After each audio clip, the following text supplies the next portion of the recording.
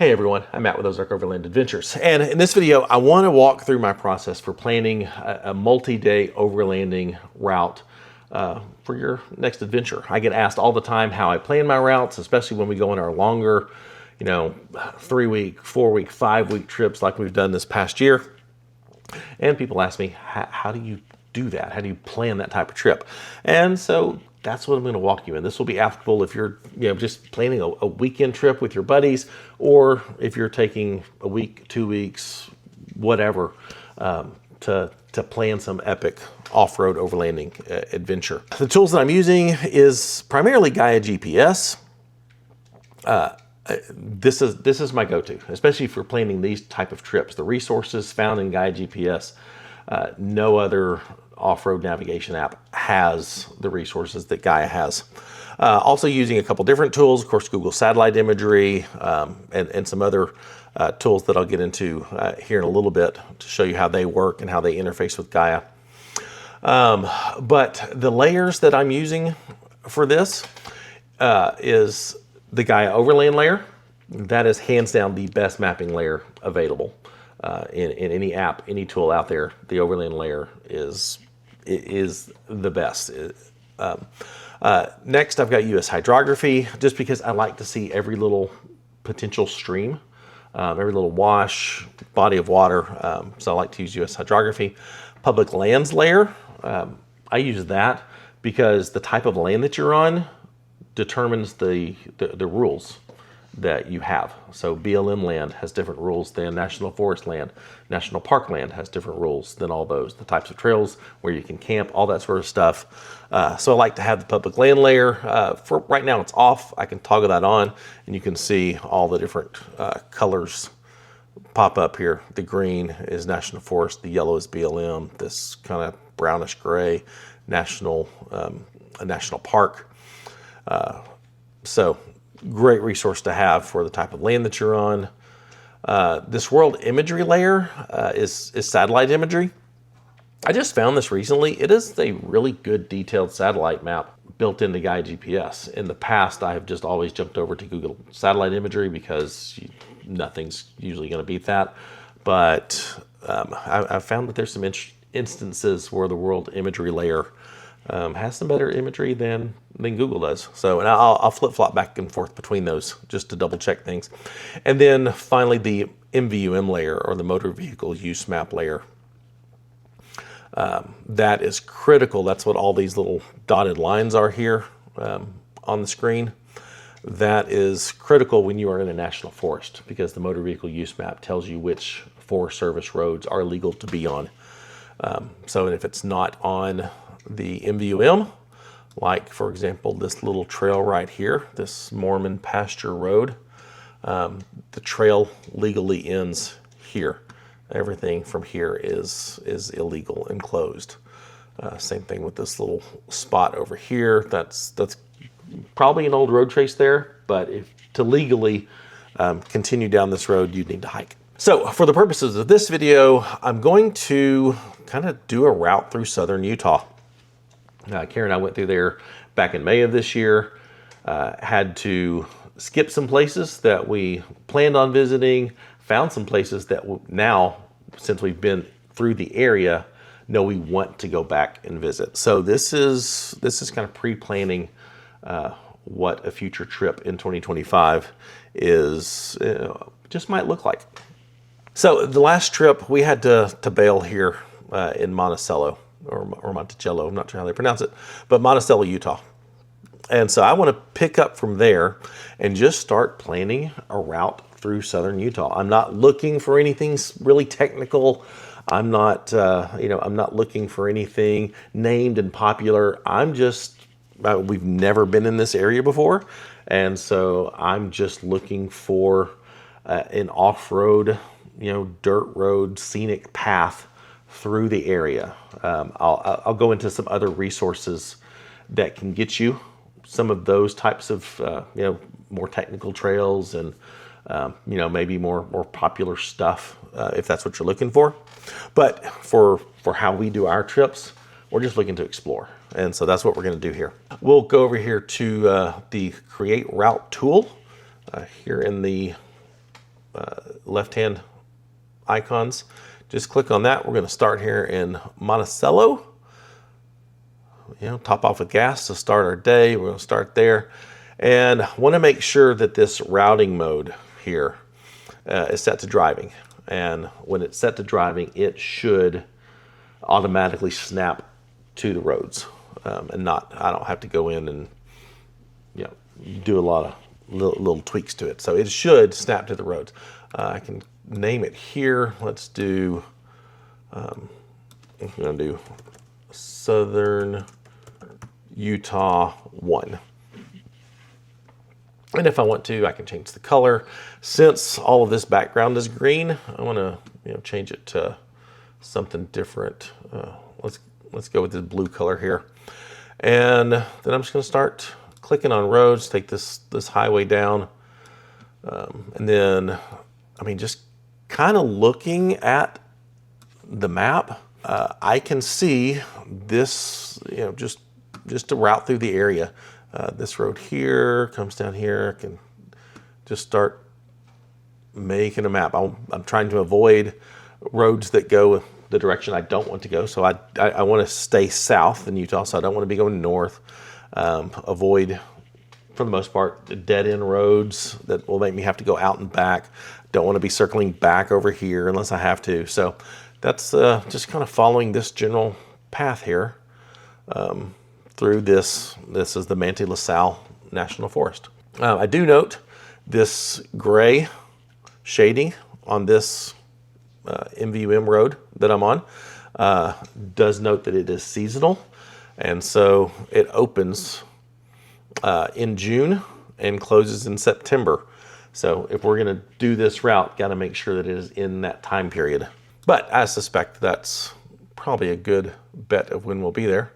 And I can click there. You see how it's just clicking and snapping to the roads. These designations here, that's going to be OHV only. If I turn off the MVUM layer, you can see that's indicated here on the Gaia Overland layer by the little four-wheeler icons there. So that's OHV only. In my Jeep, that's a no-go. So let's turn the MVUM layer back on. Now come down here, come down here. I can tell on the terrain that this little section here, that's probably going to be a cool little shelf road because the terrain is pretty steep on both sides of it. So that's probably going to be a neat little shelf road there. Cut off on this little county road here, this Indian Creek Road, and then continue on.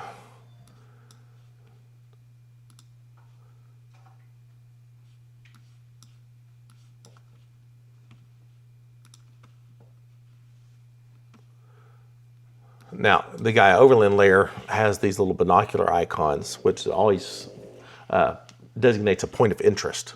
So this Maverick Point overlook, you can probably hike out to here, it's not too far, and get a good look at that.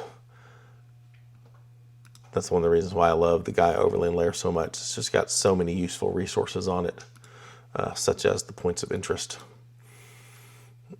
All right. We're going to come over here. And I'm just laying this out. Never been here before. Have no idea what to expect. It's Southern Utah. I know it's going to be gorgeous. So let's go back here. And I can keep track on my route here of, how far I've been going so far. So right now, this is 57 miles. Total max elevation is over 10,000 feet. So that's going to be some cool temperatures in the summertime at those elevations. And early summer, probably going to have some snow up there at 10,000 feet. So something to be aware of as you're planning are the elevation changes, and especially these max elevations. Because if I tried to run this trail in June, not sure I'd be able to make it. Might want to save this for later in the summer for this particular area. Let's see, let's go down here. I do want to note, let's go back here to my layers. As you can see, I can flip back and forth between, my map layers here. I can go back, have my route editor here, and that's not a problem. So let's turn on the public land layer. This kind of grayish purple shading, that's wilderness area, which means no vehicles are allowed in there. But I do note there's this one road that does go into the wilderness area. And I have a feeling, based on the fact there's this arch here, there's some cabin down here. This leads to hiking trails, different trailheads down here. I'm guessing that this wilderness area canyon is going to be gorgeous. So something I want to come back to as an alternative. So let's just keep going here, and then this boom pops me out here right next to Natural Bridges National Monument and to the highway. Pretty sure, you can cover on smooth road, you can easily cover 100 miles in a day. But if you're getting out and stopping and checking stuff out, taking photos, maybe doing short hikes and stuff, 50, 60 miles may be more reasonable. So I'm going to go back over here. This is through the National Forest. And I've already got the name, so I'm gonna click save. And there's my route. Right there. There's my route through the Manti La Salle National Forest. Now, I mentioned that there are other resources that I use for planning these things. One of them is trailsoffroad.com. Let me go here to the trail map. And all of these do require subscriptions. Gaia GPS, $60 a year. Trailsoffroad.com, I think it's 25, 30, maybe $40 a year for its subscription. But it is a valuable resource for finding trails that already have names, ratings, descriptions, all that sort of stuff. Trailsoffroad.com is a fantastic resource and one that I use quite a bit. And if I go here, I can see here's Monticello. Okay, everything that I've done is here on Trails Off Road. So here's this road, Indian Creek. I can click read more just because it's all green. I can tell that that's easy. This orange down here, that's a moderate. This red that goes into that wilderness area is rated difficult. We'll come back and check that out. So Indian Creek, let's check it out. You've got imagery here for what what you can expect to find. Here's a look at the road types. There is camping along the road, so that is good to know. And then you get a little short trail description here. Let's go back to the map. So then I did go here as well. That's called the Causeway. Looks like it's a sandy road. I bet that's definitely a shelf road there. Epic views. Easy, short description. So yeah, pretty much this route that I created, I could have come in here to Trails Off Road and just started plugging stuff in. Here's this Elk Ridge Road. Looks like it's pretty sandy in some places. There is camping along it. That is beautiful. Let's look at see what it says about camping. The route doesn't have a good quantity of campsites right along the trail. Numerous side trails along the route offer plenty of great camping. So good to know. That's what I mentioned. All of these, I'm guessing all these little offshoots that end in dead ends are gonna have some really nice camping spots along them. But we'll come back to those and see how to verify that. Now, I mentioned this this trail going into the wilderness area. I'm curious why that would be difficult. That seems odd to me. Peavine Corridor.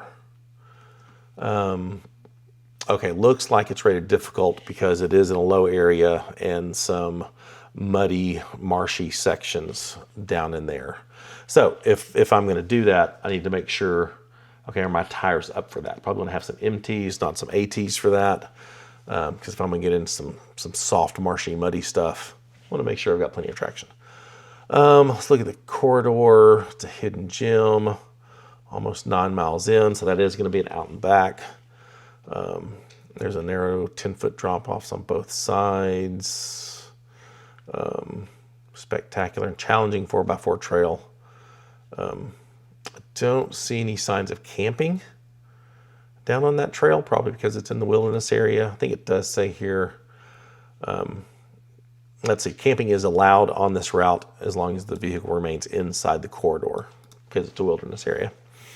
No established campsites along the trail, so probably just little places you can pull off and camp.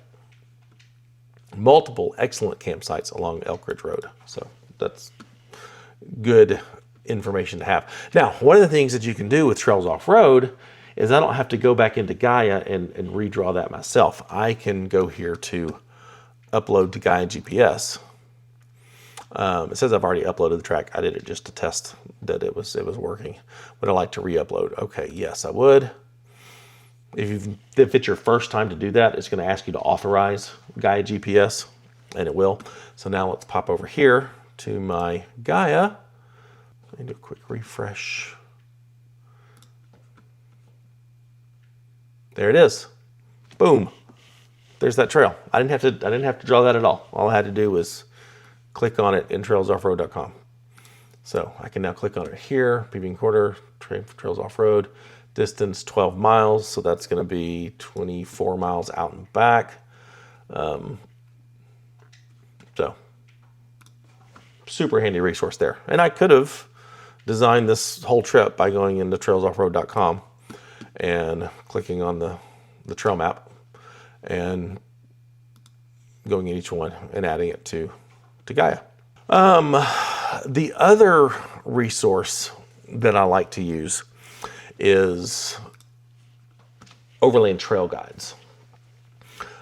It has a ton of really, really long multi-day trips. Karen and I have used this for multiple trips, and you can see it is mostly West Coast stuff, but there are a few things here. There's the Kentucky Adventure Trail.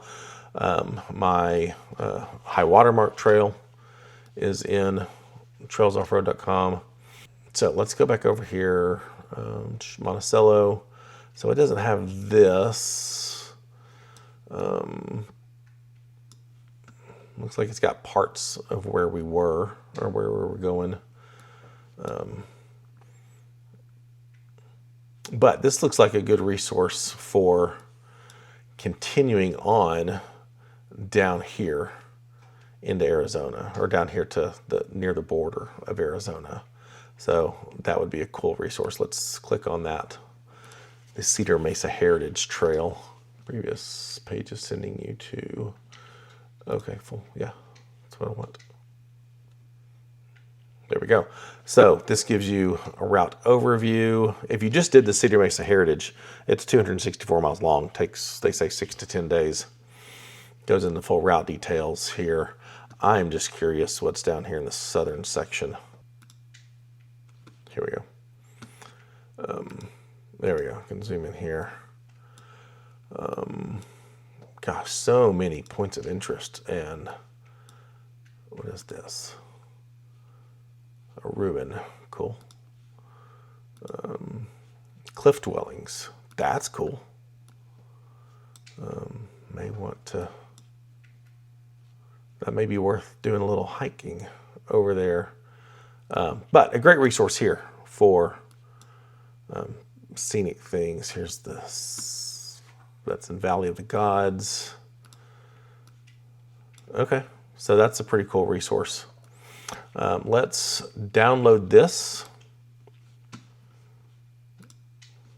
Downloading that as a GPX file.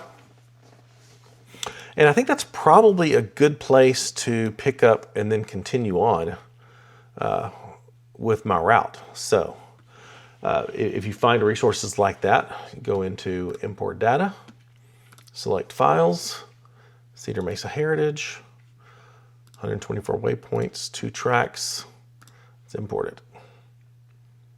Okay.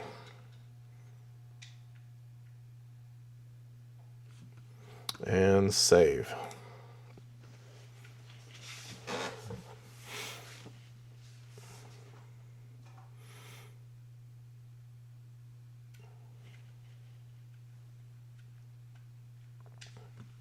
All right, that's it. You can see it does overlap my route here. Let's get off that. There we go. So here's where we're starting. This does overlap their trailhead here. It added a couple waypoints here.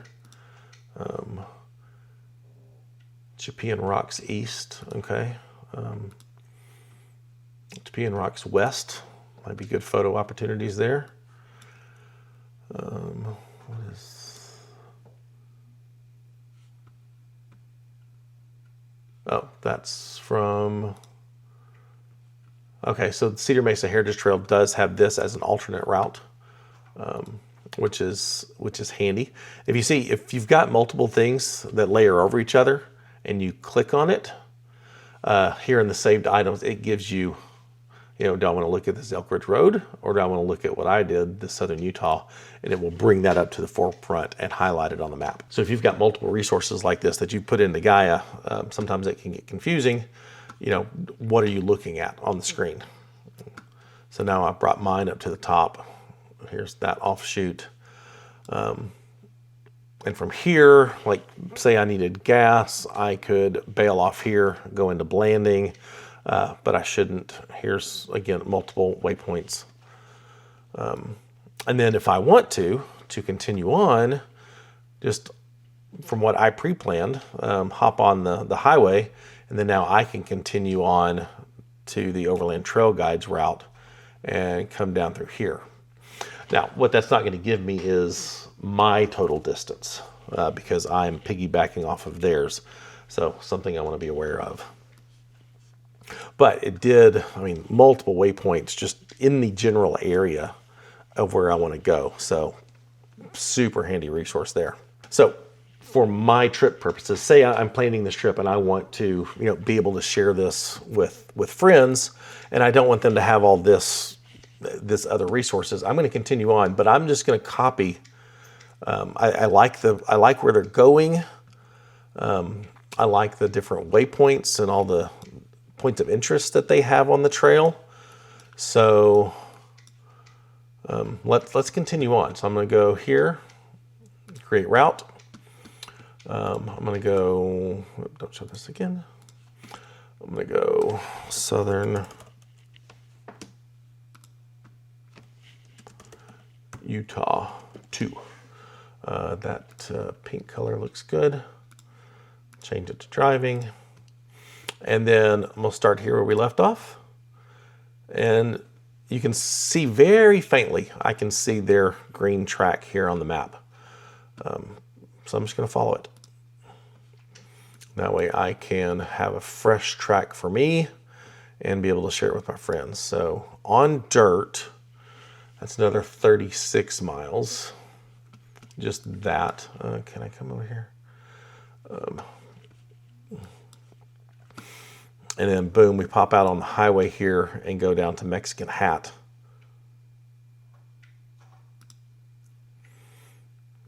Which, if I zoom in on the Gaia Overland layer, I can see they've got gas. There's an Exxon and a 7-Eleven. Little restaurant here called Swinging Steak. So really great resource here on the Gaia Overland layer, knowing where there's fuel stops without having to go into Google. So that's a great resource. And then they went back up into this area. This looks pretty cool. So I could use this as an alternate route. And let's save that. So that's a total of 52 miles that way. Let's save that. And now what I want to do is join these two together.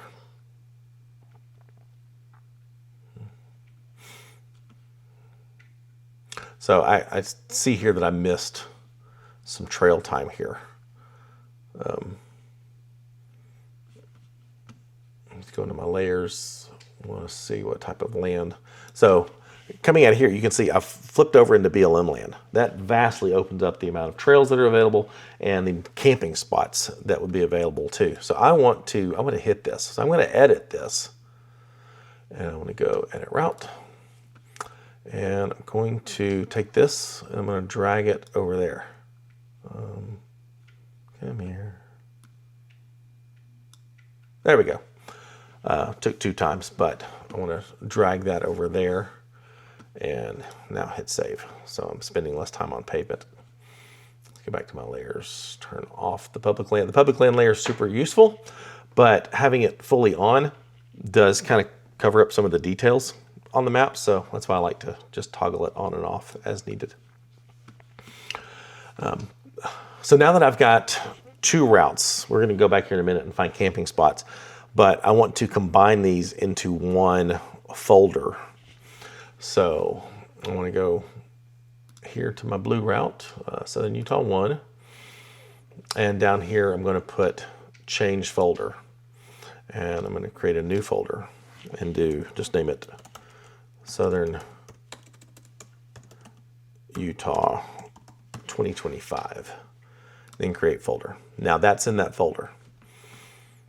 So now I can go here, click on this pink one that I drew, Southern Utah 2, do change folder, and if you have your last folders that you've looked at here, it's there, so I can just click it in there. And now I've got that Southern Utah folder. I can go here to saved items, and right here, Southern Utah 2025, I can click on it, and open details page, and I can see so far this route is 123 miles long and contains two things in there, 2 routes. So let's go back to the map. Now I want to look at camping along the route. Thinking probably 40 to 50 miles a day, give us plenty of time to explore, maybe some other, like these offshoots and stuff, but give us plenty of time just to enjoy the day and not just be driving. So let's take a look here in, let's look in this area here for campsites. One of the great things Gaia Overland layer has is in some spots, it already has campsites labeled. So here's one here. Here's one here, here's one up here. We just want to verify this. We can zoom in. We'll go back over to our map layers, turn that on, and sure enough, there's a little path and a clearing, and that's where that campsite is. All right, yep, perfect right there. So the Gaia Overland layer, especially for places like Colorado, Utah, places out west, there's a lot of campsites already identified on the Overland layer. But if there's not, I know I want to take a look at these little offshoot trails. Where are they? Here they are, up here. So how I do this, one, I can just obviously go here to the layers tab and turn on world imagery. Take a look, that dead ends here. I mean, since it's a dead end road, I mean, it looks like there's plenty of trees cleared. This particular map was taken with snow on it. Good bet that's a campsite there. Come over here to this one. Yeah, another little clearing here. Another good possibility for a campsite. This one for sure, it ends here. So what I want to do is now go to my waypoints here and just drop a waypoint and label that as possible camp. Where's my tent icon?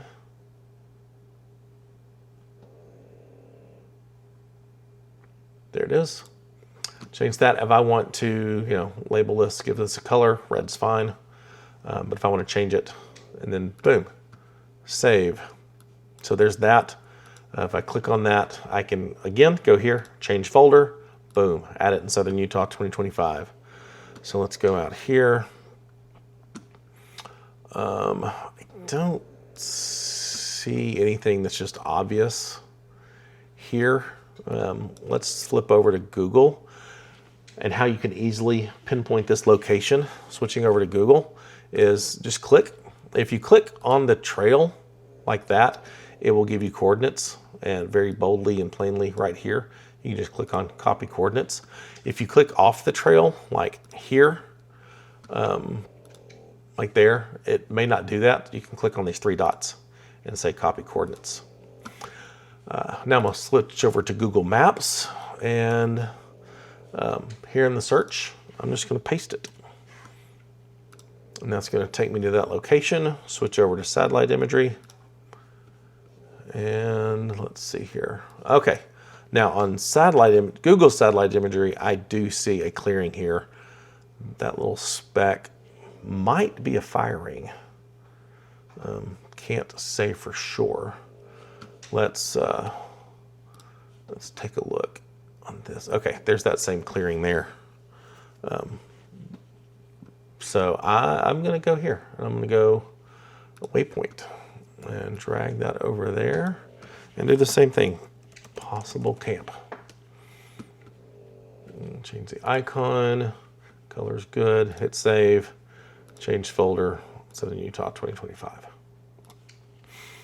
And I'm just going to spend time doing that on each of these little dead-end trails. Can't really tell. Looks like there's a possible clearing here. This loop looks pretty rocky. Let's take a look at the terrain. It looks flat-ish, but thinking not. So doubt there's much there. I could kind of scan the road and see if I see anything obvious. I don't. It's possible there's some little pull-offs here, but it's hard to tell. That may be maybe a small tree, maybe a bush. Hard to tell. But this is what I do. Okay, here on the satellite imagery, there is obviously camping here because someone hauled a trailer in. So there you go. There's a campsite there. I think that's worth marking. Waypoint right there. Definite camp. Change the icon. Save. Add it to my folder. Looks like there's another one here. So that's how that's exactly, this is my process for how I do this. I just spend time planning out the route, then spend time on satellite imagery, verifying campsites. Let's see what these are here. That says, that's Bear's Ears. That's the Bear's Ears. I think there's no, that's not a legal trail through the national forest. There's the other Bear's Ear there. So you're passing through in between the Bear's Ears on this route, which is cool. Might be a neat place to camp near there. Okay, here's a pullout. Someone's got a truck and a trailer here. So definitely camping in this area. This looks like it ends in see some tracks there, ends in a clearing there. So that might be a cool spot. Do the same thing here. Possible camp.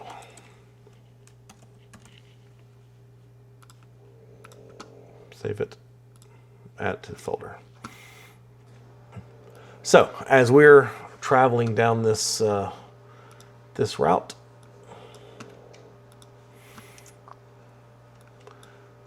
I've got multiple campsites listed. For a real trip, I'd go in there and even mark a whole lot more. Continue on down this and keep marking stuff. Do the same thing for this area over here. This is BLM land. Let's turn on the world imagery. I mean, any clearings here might be good spots to pull over and camp. And I'm just gonna be marking them as I go. I'm not seeing any obvious firings through here that anybody's made or left. But on BLM land, if there's a flat spot over here, I can go. I can camp on it, you know, within reason from the trail. So it looks like that's probably a sandy section. There's a wash. But this is my process, and I'm just going to keep going and keep adding, keep exploring the trail via satellite imagery and dropping pins for possible campsites. Looks like that may be a possible path through there, and so that right there might be a good place to camp. Because I may get to, you know, I plan on most likely camping in this area based on time, but this may be super graded and I may get here in 2 hours and just want to continue on. So that's what exploring is all about and why I love doing it so much. But that's my process. So that's probably 2 days worth there, and I would just continue on, making sure I know where to get gas within my fuel range. You know, I'm definitely within my fuel range on this trip at 126 miles. So no big deal there. But that's 2 days worth of what could be a 2-week trip. And then, then we have to plan, okay, where are we going to go from here? There's not much in the way of, I'm in BLM land. If I wanted to, I could spend more time exploring up here. But I feel like I've covered the Bears Ears area pretty well. And so what we may do here is end our day, top off with fuel, pop off on the highway, and, maybe swing over here to Page, find a place to do laundry, find a place to restock on groceries. Page is it's a biggish town in northern Arizona. If need be, make it a hotel, take a shower, that sort of thing. There's tons of resources here. There's campsites out here outside of Page. Probably want to go over here to the Glen Canyon Overlook. Check out Glen Canyon Dam, which is a cool little spot. Karen and I did visit there last year. So that may be something we plan to do there. But I know we want to come back and visit this area of the Vermilion Cliffs more and Escalante more. So I would come over here into this area and, maybe pop over here, see if Overland Trail Guides has something here. There's Page. Oh, look, they've got a whole 246 mile Grand Staircase adventure route. That's awesome. I may just use that and pop that into Gaia GPS. There's this huge 547 Grand Canyon route through here. I don't think I want to do that. I think I'd rather stay up here in Utah. But here's a whole St. George Super G. Good grief, how big is that?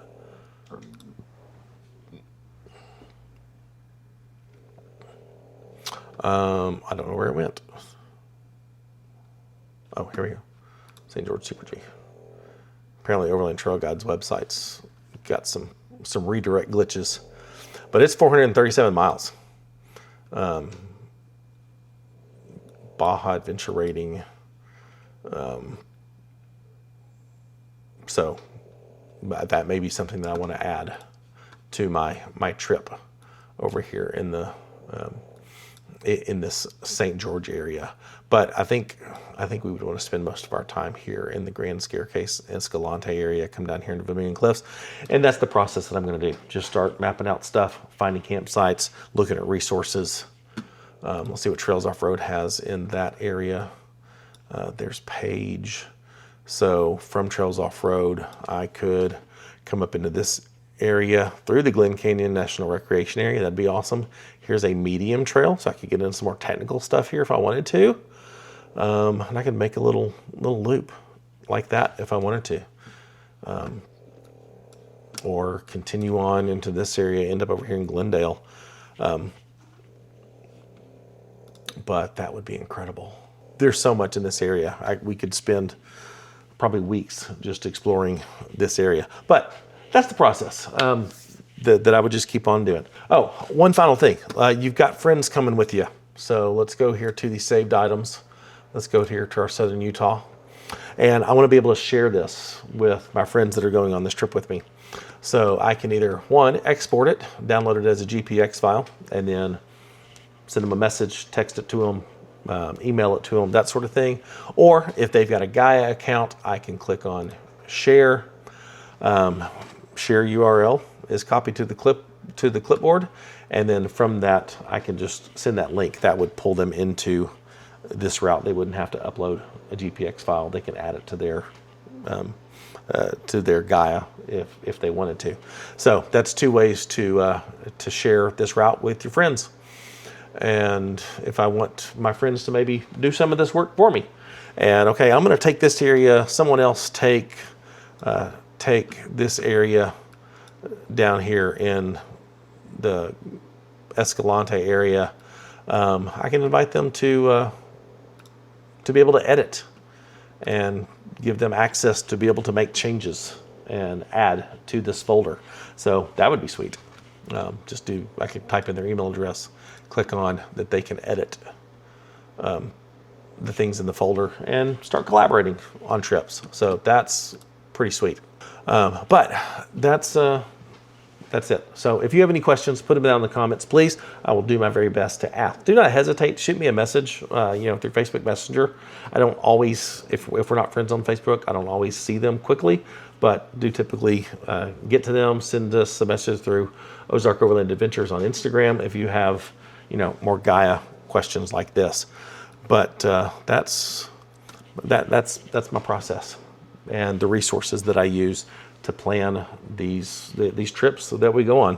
So hopefully this can empower you to do your own trips and get out there and make your own memories and explore new areas and have a blast. There's just too many amazing places to see to just stay home. So anyway, I hope this was helpful. If you would, like, subscribe, all that good YouTube love. Check out the Patreon link in the description. We make all of our GPS data available to our patrons. So everywhere we've been, every campsite we've stayed at, campsites that we found that we didn't stay at, we mark all that sort of stuff, save it in our Gaia, and make that resource available to our patrons. So another good way to help plan trips.